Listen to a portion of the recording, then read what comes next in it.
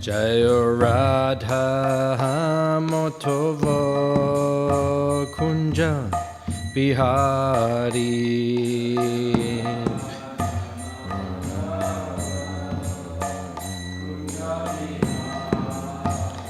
Jayo Radha Motova Kunja Bihari.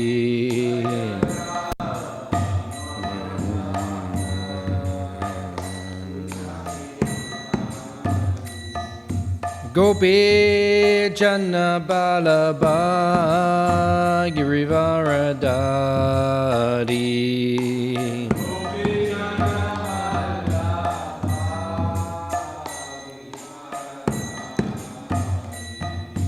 Gopi Jana Balaba Girivaradari.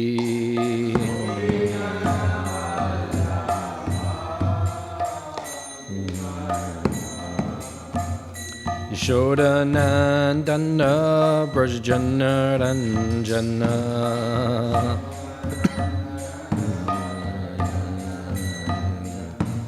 Yashoda Nandana Brajjana Ranjana.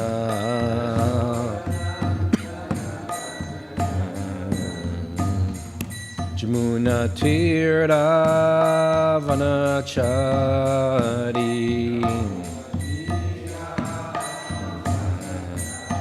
Jamuna Tirtha Vanachari.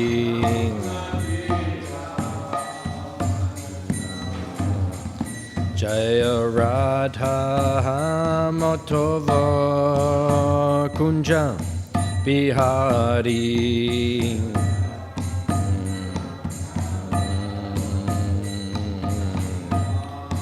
Jayo Radha Motova Kunja Bihari.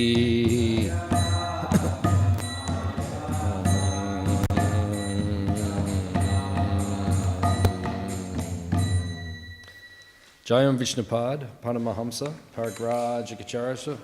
Ashtatala Sata Shishimad, His Divine Grace A.C. Bhaktivedanta Swami Srila Prabhupada Ki. Ananta Koti Vaishnava Brinda Ki. Grantara Śrīmad Bhāgavatam Ki. Nitai Go Premanandi. All glories to Simul devotees. All glories to Simul devotees. All glories to Simul devotees. All glories to Sri Guru and Sri Gauranga.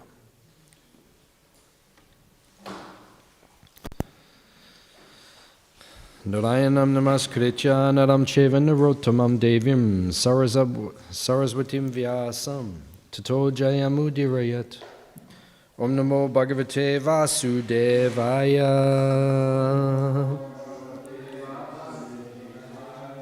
Om namo bhagavate vasudevaya. Om Namo Bhagavate Vasudevaya.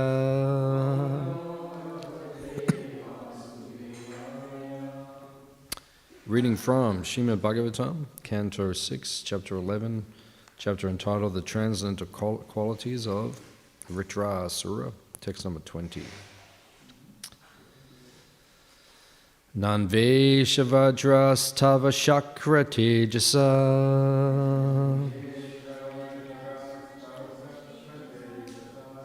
Hare dadiches tapasa chatejita.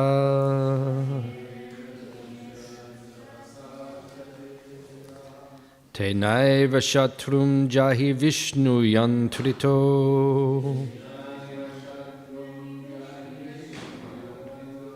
Yato Hare Vijaya Shrir Gunastata.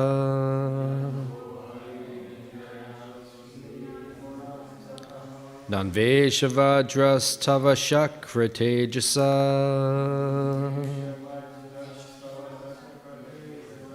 Hare Dadiches Tapasa Chatejita.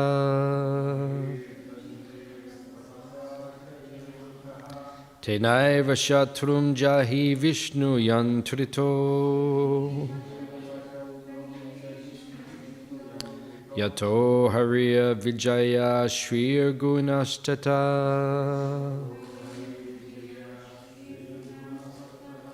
Nanvesha Vajrastava Shakra Tejasa Hare Dadiches Tapasa Chatejita Tenaiva Shatrum Jahi Vishnu Yantrito Yato Hare Vijaya Shri Gunastata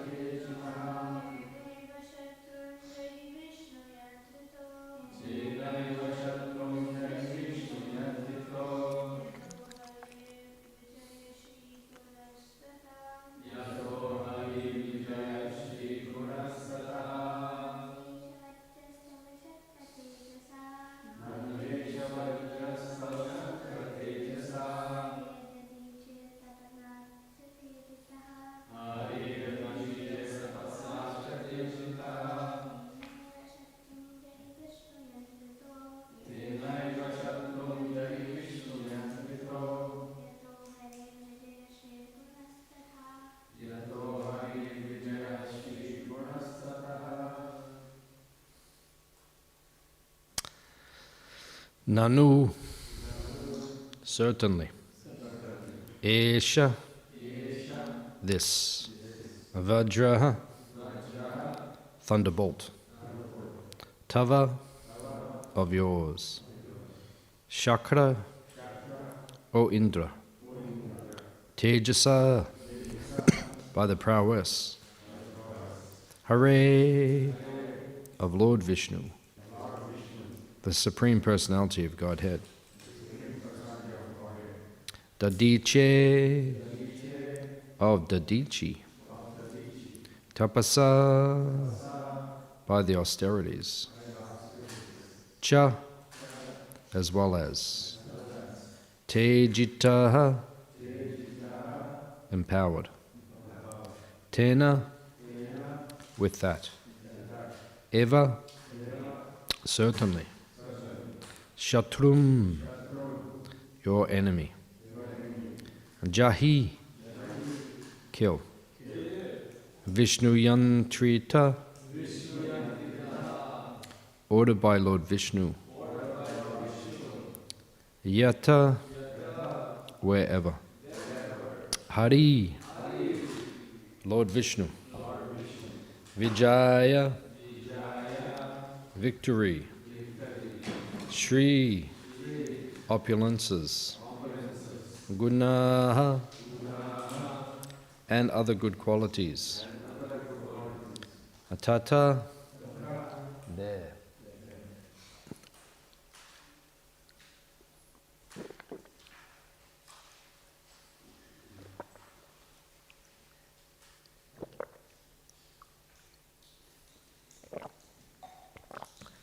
Translation and purport by His Divine Grace A.C. Bhaktivedanta Swami, Srila Prabhupada. O Indra, King of Heaven, the thunderbolt you carry to kill me has been empowered by the prowess of Lord Vishnu and the strength of Didichi's austerities. Since you have come here to kill me in accordance with Lord Vishnu's order, there is no doubt that I shall be killed by the release of your thunderbolt. Lord Vishnu has sided with you. Therefore, your victory, opulence, and all good qualities are assured. Translation responsively. O Indra, King of Heaven, the thunderbolt you carry to kill me has been empowered by the prowess of Lord Vishnu and the strength of Didichi's austerities. Since you have come here to kill me, in accordance with Lord Vishnu's order, there is no doubt that I shall be killed by the release of your thunderbolt. Lord Vishnu has sided with you. Therefore your victory, opulence, and all good qualities are assured.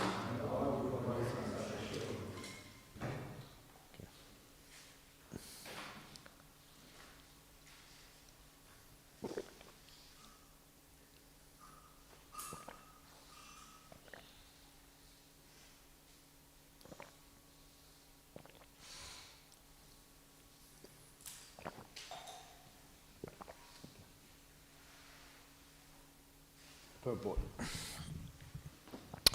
Vritrasura not only assured King Indra that the thunderbolt was invincible, but also encouraged Indra to use it against him as soon as possible.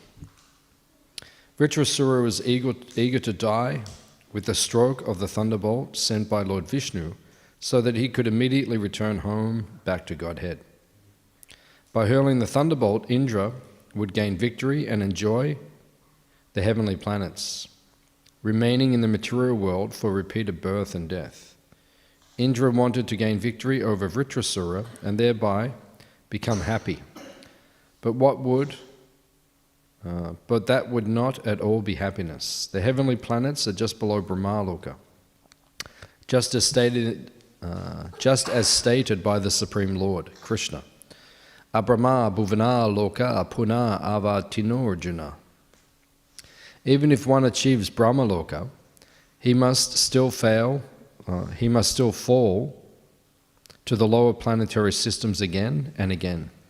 However, if one goes back to Godhead, he never returns to this material world. By killing Vritrasura, Indra would not actually gain, he would remain in the material world. Vritrasura, however, would go to the spiritual world. Therefore, victory was destined for Vritrasura, not for Indra.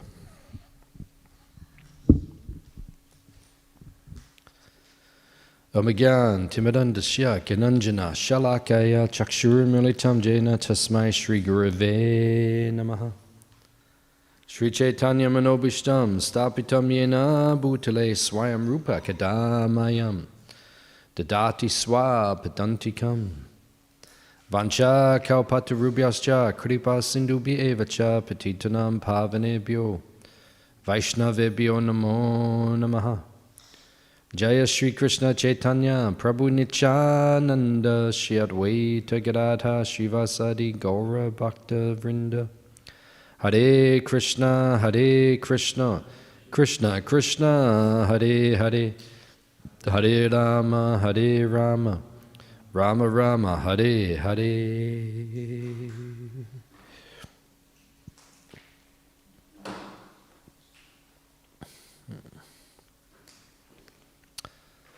So the Bhagavatam is Amala Puranam. Śrīmad Bhāgavatam Puranam Amalam Yad Vaishnavanam Priyam. The Śrīmad Bhāgavatam is pure. It is spotless. Amala Purana. It is actually the preferred Purana of the Gaudiya Vaishnavas. Chaitanya Mahaprabhu would listen, it says in Chaitanya Bhagavat, to the Śrīmad Bhāgavatam again and again and again, read by Gadadhar Pandit. Gadadhar Pandit is non-different from Srimati Radharani. So who is better to give class on Bhagavatam than Gadadhar Pandit? He's non-different from Radha, from Srimati Radharani. So if the speaker has realization, then the Bhagavatam becomes potent. The higher realization that the speaker has, the more potent the Bhagavatam becomes. Just like it is said in the beginning that the Bhagavatam is already sweet like a mango, but when the mango is pecked by the beak of the shuka, which means the parrot, it becomes more sweet. Just like if there's a mango on the tree and the parrot pecks the mango, it becomes sweeter. Why? Because then the mango has to repair itself.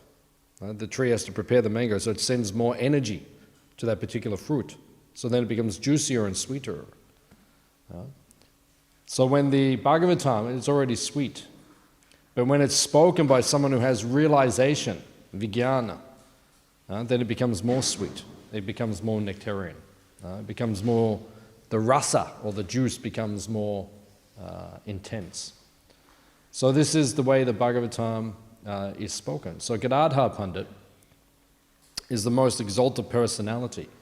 Who is better to teach us about devotional service than Gadadhar Pandit, who is non-different from Radharani? Who is better to teach us about devotional service than Radharani? Because Radharani is the Vrindavaneshwari, she's the queen of Vrindavan. She is the greatest devotee. So if Gadadhar Pandit is speaking Bhagavatam, then Bhagavatam becomes the sweetest. So when Gadadhar Pandit was speaking, Chaitanya Mahaprabhu would want to hear the Bhagavatam hundreds of times. So it says in Chaitanya Bhagavat that the pastime of Dhruva Maharaj and the pastime of Prahlad Maharaj, then Chaitanya Mahaprabhu would hear that hundreds of times from Gadadhar Pandit. When he'd finish reading it, he'd say, read it again. And then he would recite it and say, read it again. Right? The devotees want to discuss the philosophy of Krishna consciousness again and again and again. Prabhupada said, discuss it from many different angles of vision. We come together as devotees and we discuss from different angles. We try to extract as much amrita, as much nectar from the Bhagavatam as we can. So, the Bhagavatam is full of amrita. Amrita means nectar. Mrita means death. Amrita means without death. So what is amrita? It is something you drink which makes you not die. Hands up if you'd like to drink something that makes you not die. That is called amrita. So just over there in the silver pot, you have charan amrita. If you drink that, you will not die. It is possible. Why? Because this material form will die. Your body will die. You can't do anything about it. Everyone will die. Just like one time, Prabhupada was in Vrindavan. Hands up if you've been to Vrindavan. Very good. So Prabhupada was in Vrindavan. And one of his disciples, she had a young girl. And the young daughter, they were devotees. Right? And the young girl, she was like only 12 years old or something. And she had leukemia. Leukemia means like a blood cancer. So she was going to die. So her mother was upset. Right? So she brought the daughter to see Prabhupada. And when she came in, Prabhupada was just about to go and take bath. And they were upset. They began to cry. And Prabhupada just had his gamsha on. He was about to go and take bath before his lunch. Prabhupada was very regulated. Right? Everything was very regulated. So he was just about to go and take his bath, and they came in, they were crying, they were very upset. Prabhupada, my daughter, she's going to die, she has leukemia. Prabhupada said, you will die today, she will die tomorrow, and I will die the next day. And they were shocked. They were still. And then Prabhupada repeated. He said, she will die today, you will die tomorrow, and I will die the next day. This is the reality of this material world. The material world is asat. The Bhagavatam says in the beginning, it will teach us the difference between reality and illusion. When you study the Bhagavatam, that's what you will understand. This material world is not reality, it is illusion. You will die. When Prabhupada was leaving his body in 1977 in Vrindavan, he said to his disciples, do not think this will not happen to you. Don't think it won't happen to you. You will die. This material body will die. You've died so many times already. Why can't we remember our previous lives? Sometimes people ask this. Why can't we remember our previous lives? Because then you have to remember every time that you died. And that's not pleasant. You were a fly. Remember in your previous life, you were a fly and someone squashed you. Imagine you had to remember that. You were having breakfast and then you thought, oh my God, someone just squashed me. They're too intense for the mind. That's why everything gets wiped out. Jnanam smritiya apohanam cha, Krishna says in Bhagavad Gita. I give you knowledge, remembrance and forgetfulness. Why do we forget our previous life? Krishna makes us. Otherwise, too intense. You have to remember everything. Imagine you have to remember every time you had your teeth pulled out in every lifetime. Too much for the mind. That's why everything is wiped out. So the Bhagavatam teaches us the difference between reality and illusion. Reality is, as Prabhupada says in his purport, it is Krishna consciousness. It is going back to live in Goloka, in Vaikuntha with Krishna. In this material world, it is simply suffering. Amrita. Mrita means death. Amrita means without death. The Bhagavatam is Amrita. It teaches us how to become without death. Hands up if you don't want to die. You have to die in this body, but if you go back to the spiritual world, you don't die anymore. In the spiritual world, you don't die. No one dies in the spiritual world. You get up every morning, everyone still looks the same. You get up here every morning, everyone looks different.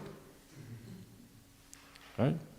You look at a picture of me, like 20 years ago, totally different. Right? Everyone looks different here. Nothing stays the same here. But in the spiritual world, everyone looks the same, eternally. Krishna never gets older. How old is Krishna? Yeah, about 16 years old. No. So he's 16 years old. He always looks 16. You get up in the morning, he's 16. And you say to Krishna, 1 million years ago, you were 16. Still, everything is Navayovana. Purusham, Puranam, Navayovanam cha. Brahma Samhita says. He is the oldest person, but he always looks fresh. We don't look fresh. We look worn out. Hands up if you're tired. Some are. Some are not. That's good. Material world makes you tired. Srila Prabhupada says, material world is like hard wood, and you have to learn to carve Krishna out of it. That's what the material world is like. It's hard. Material world is Durga. Durga means tough going. Durga. Right? It's difficult. This is a difficult place. Material world is difficult. Hands up if you understand what I'm talking about tonight. This is a difficult place. It's not an easy place. Now you have to learn to carve Krishna out of that hard wood. But you have to make Krishna. It's hard work, but you have to do it. And when you do it, then you will understand Krishna. So this place is Amrita. It is Mrita. Mrita means death. Mriti means dust. Death. Just like in Christianity, we say, when someone passes away at the funeral, sometimes the priest says, ashes to ashes, dust to dust. This is from the Bible. Have you read the Bible? A little bit. Very good. You know one shloka. Ashes to ashes, dust to dust. This is from the Bible. So this body, it is made of dust, earth. And then at the end, then it becomes Mriti, dust. So this place is called Marchaloka, Mriti, the place where you will die. All the demigods, they live above us. When they look down at earth, what do they call it? They call it Marchaloka. Marchaloka means everyone there dies. They look down and they say, and then they turn to someone and they say, did you see that guy? And they look back and say, oh, he's gone.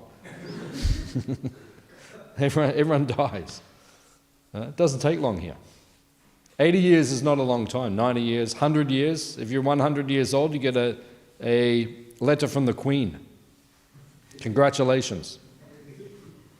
Congratulations. Now she is almost 100 years old. You know, she will leave very soon. You know, if she makes it to 100, maybe she'll make it, but you know, she will leave very soon. Everyone here. It's not very long. 100 years is not a long time. My grandmother, whenever I would go and see her, she left this world, maybe it's 7 years ago, 8 years ago. She was 89. It's quite good, 89. But she always said to me whenever I saw her, she said, where does all the time go? It feels like all that 80 years just gone like that. That's why Prabhupada says, don't waste time. Use your time to make advancement in Krishna consciousness. Right? You should be becoming more conscious of Krishna. Hands up if you feel like you're becoming more conscious of Krishna.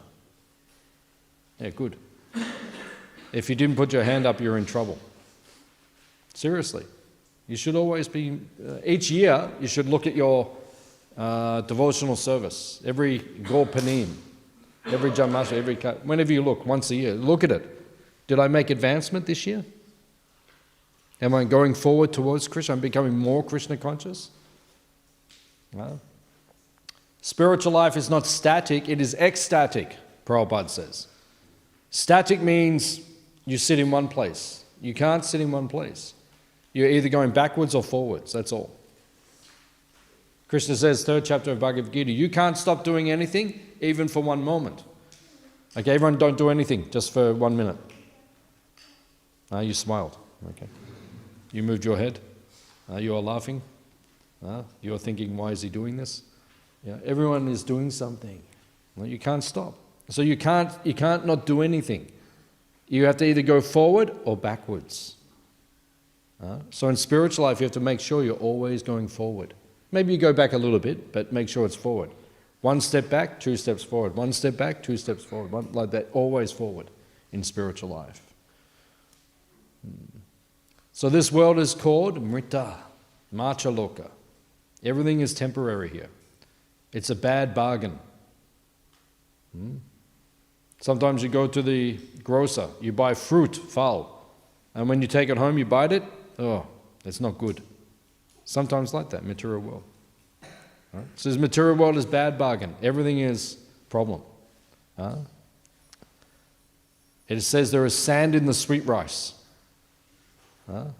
Hands up, you like sweet rice. Kia.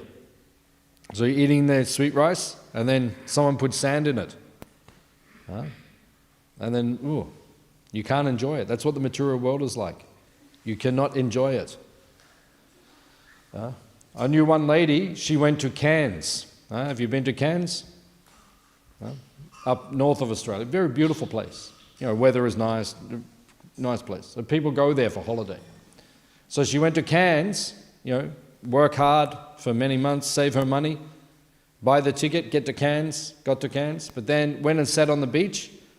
But then there was a plague of marsh flies. You know the marsh fly, the big fly in Australia, and they bite you. They drive you nuts. We have them at the farm sometimes. They just bite you. Every time they land, like this, like, they just bite. Very annoying. So there was hundreds and thousands of marsh flies. So she paid all this money, went to the beach, couldn't sit on the beach, right? Because every 2 minutes, like, that's the material world. Enjoy yourself. Have a good time. Enjoy yourself. No? You cannot enjoy in this material world. Material world means there's always sand in your sweet rice. There's always a marsh fly on your beach. There is not permanent enjoyment here. So what is the answer? Prabhupada says in the purport. You have to go to the other place. So then this Bhagavatam the Bhagavatam is the spotless Purana. And it is teaching us, good teaching, when you're a good teacher, you have to show contrast to make the students understand. How do you understand if something is good? Right? You show people this is bad. And when you understand what is bad, then what is good makes more sense. So Bhagavatam does this continuously. Right? What is good? Vritrasura's consciousness. Who was Vritrasura? Chitraketu, previous life. He got cursed, he became Vritrasura. Yeah. But what is his surname? Asura. His first name is Vritra, and his second name is Asura. So if you come to the temple and someone says, "What is your name?" you say, "Mr. Asura." Everyone will look at you and think, "Who is this guy?" He is a demon. Asura. Asura means demon. Sura means devata, demigod. Their cousins are called Asura. Right? They're demons. What is a demon? A demon is someone who wants to not follow the rules of God. Doesn't want to follow Krishna's teachings. That is called Asura.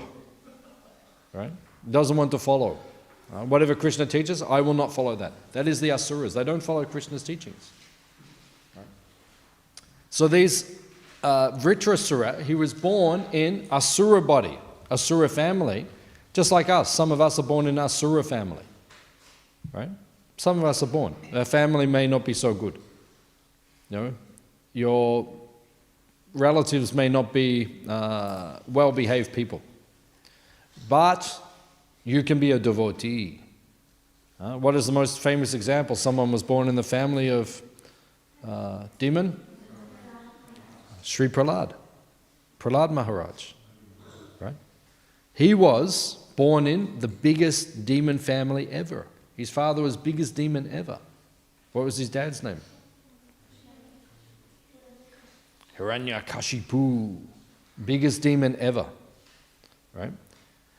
When Hiranyakashipu died, who did he become next lifetime? Ravana. Right? When he was Ravana, he thought, I am the biggest demon. Ravana thought, I am the biggest demon. And then Narada said to him, you're not the biggest demon. He said, last time you were much bigger. He said, how can I be bigger? How can I be more powerful? He said, come with me. And he took him. And then he showed him one mountain, small hill, made of gold. Pure gold, like big, like small hill, just made of gold. And he said, you know what this is? He said, that was your earring in your previous life. When Ravana saw that, he thought, last lifetime was much more powerful. Hiranyakashipu, much more powerful than Ravana. Huh? Hiranyakashipu, then Kumbhakarna, Ravana, then Shishapal, Dantavakra, each time becoming less powerful. Right? Then Jagai Madai. Right? But much more powerful in the beginning. So biggest demon ever, right? But his son was devotee. So it doesn't matter what family you were born in. Devotional service is not dependent on anything material. Chaitanya Charitamrita teaches us this. Nothing material stops the flow of bhakti. Nothing material. You cannot make any excuses. Sometimes devotees make excuse. Oh, I can't do my devotional service because... No, nothing can stop your bhakti. There is no material circumstance. Even if you're born in family of demons, you can still be a devotee. Nothing can stop you. You can focus on Krishna. Prahlad Maharaj did that. His dad was not favorable. What was his dad trying to do? Kill him. Hands up if your father ever tried to kill you. That's intense, right? The father gets you, right? Or doesn't get you, but tells his servants, throw him off the mountain. Imagine your father said that. Get my son, throw him off the mountain. Oh, they came back. It didn't work. He's still alive. What do you mean he's still alive? He's still alive. Okay. Throw him in the pot of boiling oil. They threw him in the pot of boiling oil. Right? They came back. He's still alive. What do you mean he's still alive? Throw him under the elephants. All right? So the elephants were trying to crush him. Came back. He's still alive. What do you mean he's still alive? Poison him. Give him a birthday cake. All right? Birthday cake. Ate the cake. Full of poison. Still alive. What do you mean he's still alive? They could not kill this boy. Why? Because if Krishna wants to protect you, no one can kill you. If Krishna wants to kill you, no one can protect you. This is Krishna consciousness. No one can protect you if Krishna wants to take you. But if he wants to look after you, no one can. So Vritrasura, he was very intelligent. Why? Because he understood Krishna wants to take my life. How did he take his life? He made one thunderbolt. Because they could not defeat him. Indra already tried to kill him, and then what happened? 40. Yeah. He came on Airavata. Have you seen Airavata? Have you been to the Melbourne Zoo? Did you see Airavata there? Big elephant, did you see? No, you didn't see Airavata. Airavata has 10 trunks. Did you see the elephant with 10 trunks? That's Airavata. You won't see it at Melbourne Zoo. Melbourne Zoo, they cheat you, just one trunk. They don't have the good elephants there. The amazing elephants have the 10 trunks. So Airavata, when Vritrasura hit him, he pushed him right back. Right? The strongest elephant in the universe, but he just pushed him back. Indra already tried to kill Vritra. He could not do it. But then if Krishna helps you, you can do anything. So then they got the thunderbolt made of the bones of Dadichi. We spoke about that last week. And then he threw the thunderbolt at him, hit his neck. And how long did it take for the thunderbolt to go through his neck? 1 year. No, 1 year. Was it 1,000? I think Bhagavatam says 1 year, doesn't it? Yeah, I think 1 year. I think it's 1 year. It doesn't matter however long it took. But imagine 1 year. Imagine it takes 1 year to kill you. That's how powerful you are. Right? The thunderbolt had to go gradually going through his neck. It took a year to get through his neck. And what was he doing while the thunderbolt was going? Imagine your thunderbolt's going through your neck, taking 1 year. What would you do? Right? He's just sitting there. Hare Krishna, Krishna Krishna, Hare Hare, Hare Ram, Ram, Hare Hare. I wish this thunderbolt would hurry up. Hare Krishna, Krishna Krishna, Hare Hare. 1 year. Right? And then what happened after 1 year? Goloka Prapti. His soul went to Goloka Vrindavan. And when you go to Goloka Vrindavan, Krishna says in Bhagavad Gita, you never come back to Dank Street. There is no Dank Street in the spiritual world. There is only Jamuna, Govardhan, Nandagram, Vashana, Radha Kund. All these places are there. There is no street signs in the spiritual world. So this is Goloka Prapti. So Prabhupada is saying in the material world, he's saying in the Bhagavatam, stop being attached to the material world. Hands up if you're attached to the material world. Bhagavatam says, stop it. This is one of the offenses against the holy name. In the morning, after Mangalarti, we chant 10 offenses. What is one of the offenses? To maintain material attachments, even after understanding so many instructions on the matter. How many times have we heard this instruction? Give up your material attachments. And then every day we have more attachments. Right? So Bhagavatam is teaching us, give up this material world, it will not make you happy. Why are you attached?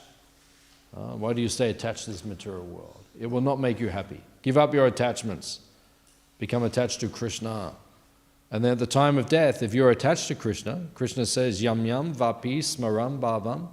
Whatever you remember at the time of death, that's where you will go to. If you remember Dank Street, you will come back to Dank Street.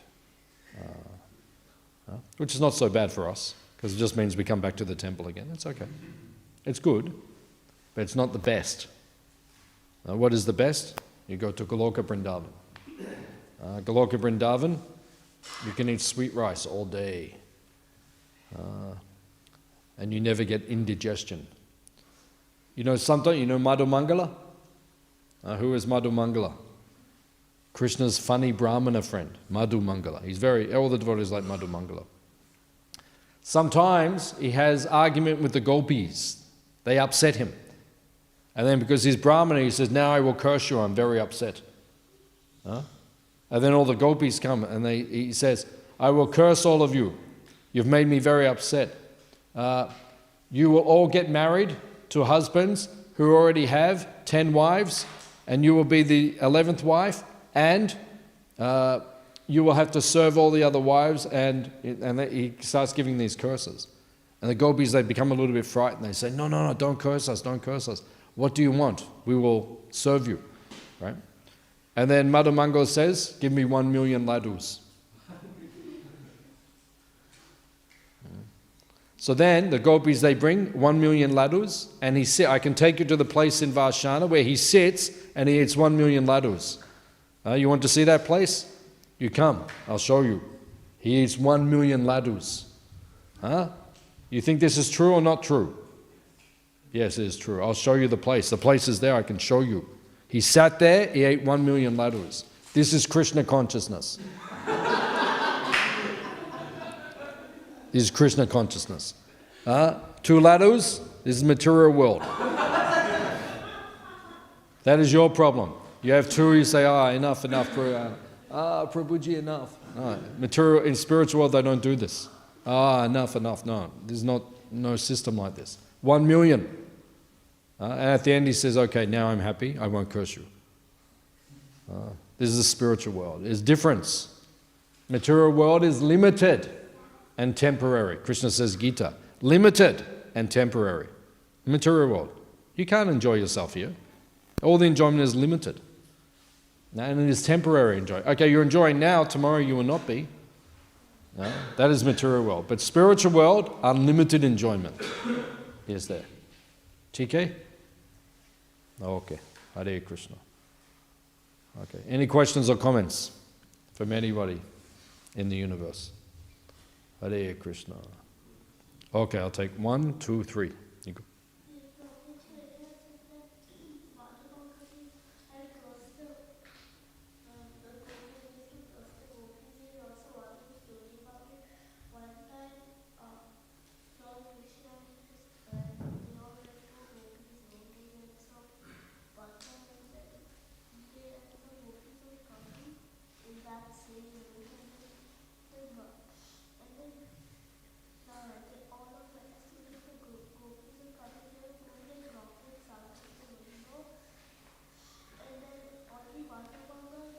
He got stuck.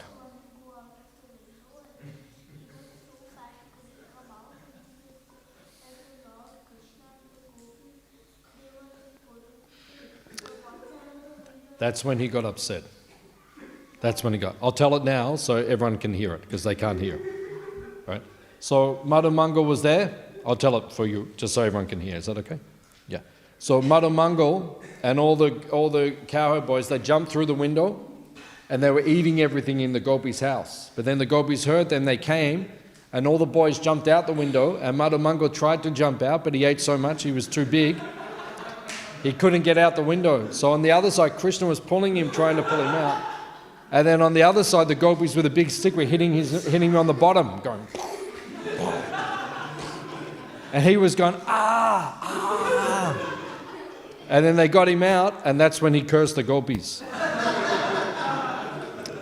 He said, how can you hit a Brahmana? I will curse you.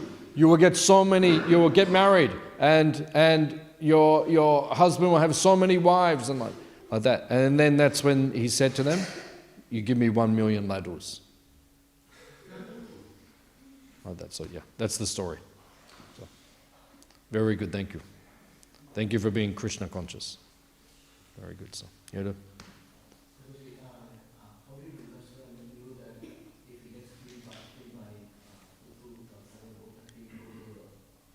Because he's pure devotee.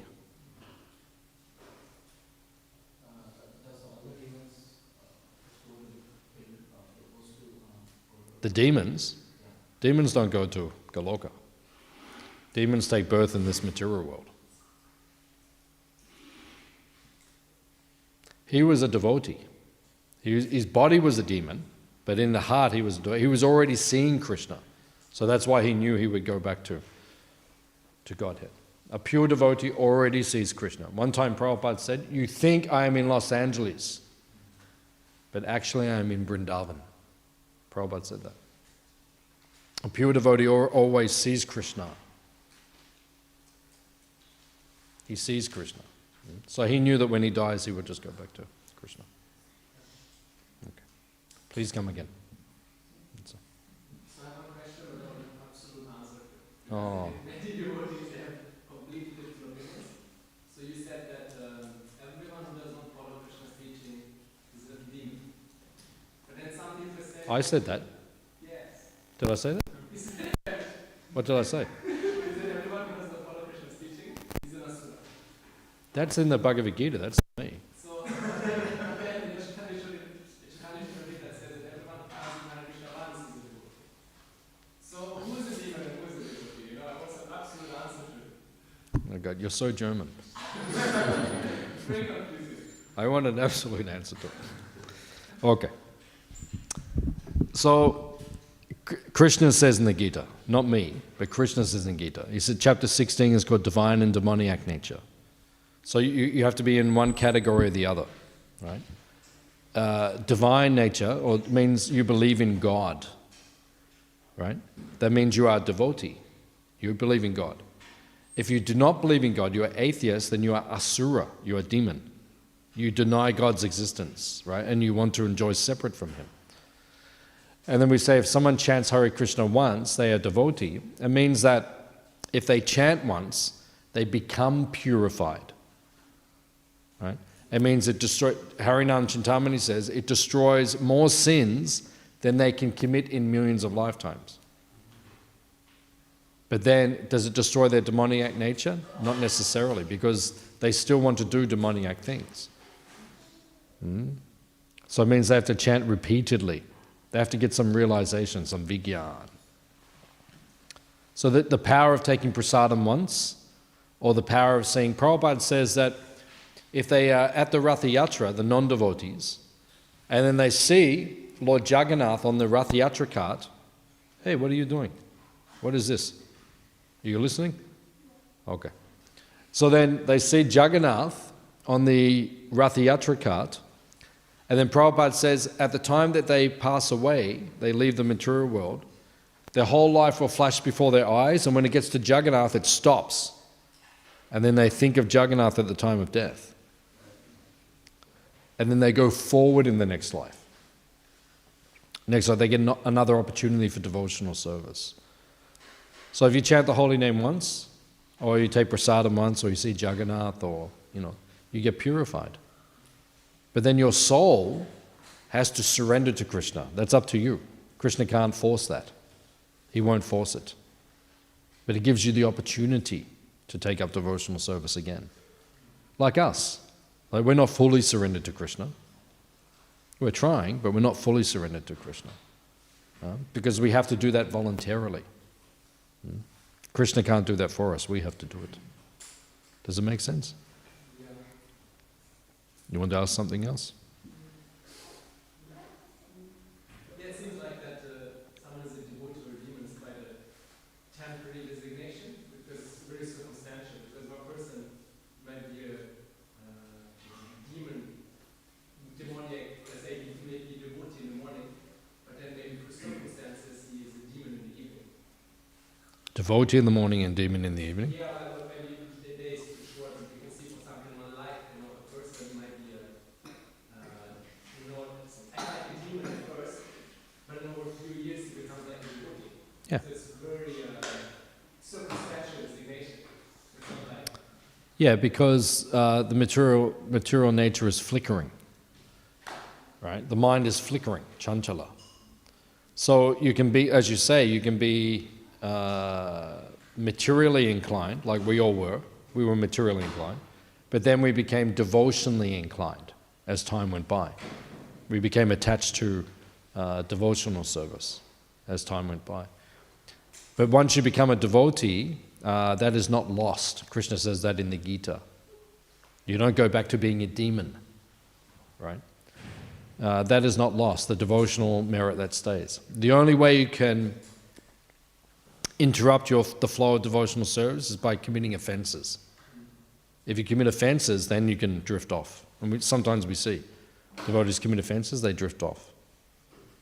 But otherwise it won't happen. Otherwise you will stay a devotee. It's okay? Okay. Good question. Yeah. You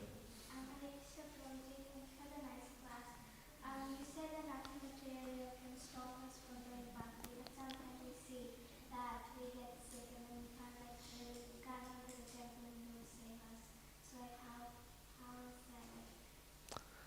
Yeah, it's a good question. So it says nothing material can stop the flow of bhakti. But then you get sick and then maybe you can't come to the temple. But that doesn't stop your bhakti. You can still sit at home in your bed and say, Hare Krishna, Hare Krishna, Krishna Krishna, Hare Hare Ram, Hare Ram. It's difficult, but it doesn't stop it. Nothing can stop your mind from thinking of Krishna. Nothing. Even you're in the most difficult circumstance, your mind can still think of Krishna.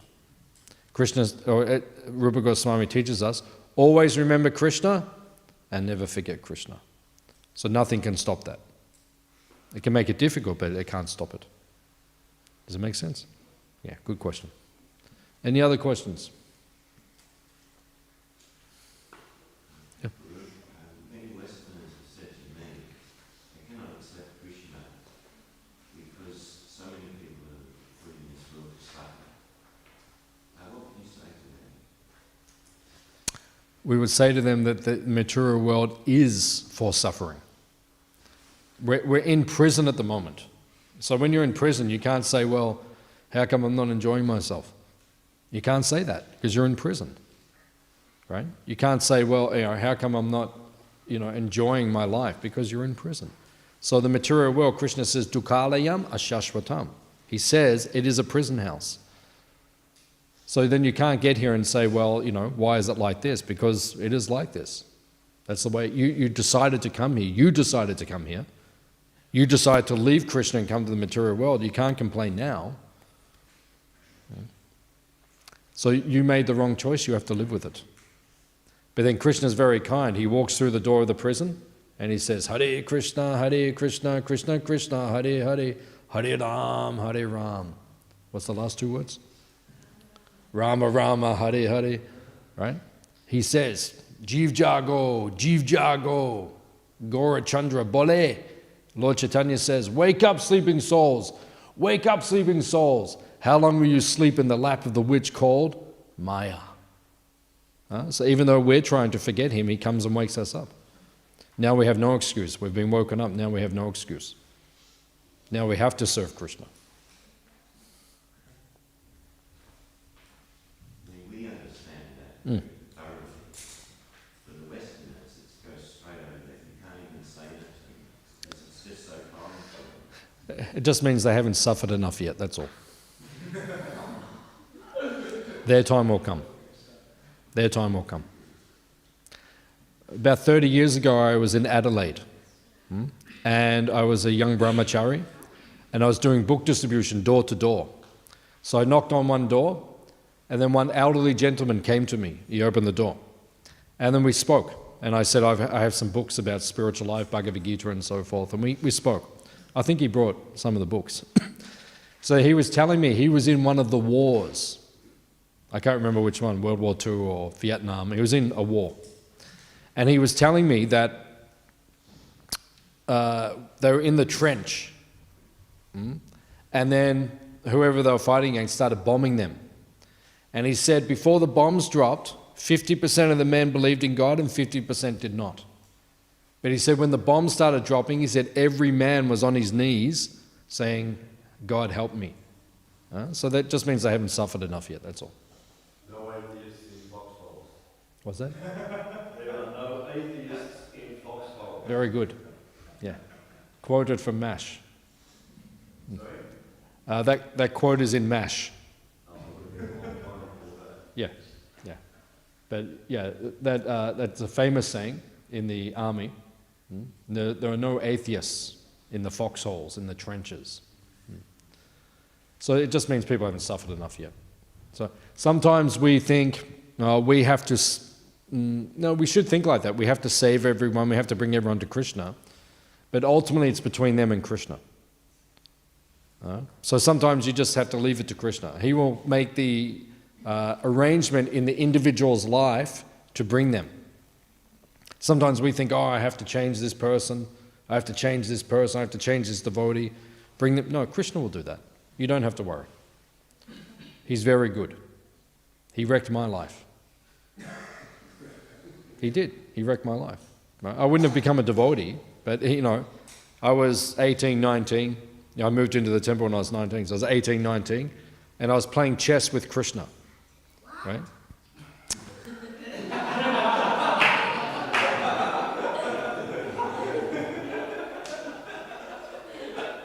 Just listen to the story. Okay. I was playing chess with Krishna. So every time I moved one way, Krishna would move that way, right? And I was about 18, 19. So I knew that I should become a devotee, but I was trying to escape, outmaneuver Krishna. And he just kept going like, dun, dun, dun, dun, dun. Everywhere I went, he just I felt like I was playing chess. I'd make a move, he took my king. He took my queen, he took everything. And then finally he said, checkmate. That's it, go to the temple. I had no choice. He ruined my life. So I walked into the temple and then I thought, it's so nice here. I don't want to leave. But if he hadn't have ruined everything, I wouldn't have walked through the door. I would have said, I'll do that later on. He said, no, you're doing it now. So we have to have faith in Krishna. He will ruin everything for us, don't worry. Just have faith in him. And if you know anyone who they think, I don't want to surrender, don't worry, he'll take care of them. He'll ruin everything. And the whole time he does it, he smiles. He says, how did you like that? I ruined everything. How did you like it? This is Krishna. Anything else? That's okay? Yeah. Any other questions? Okay. Srila Prabhupada ki? Jai Gauranga. Jai Nityananda. Hare Krishna.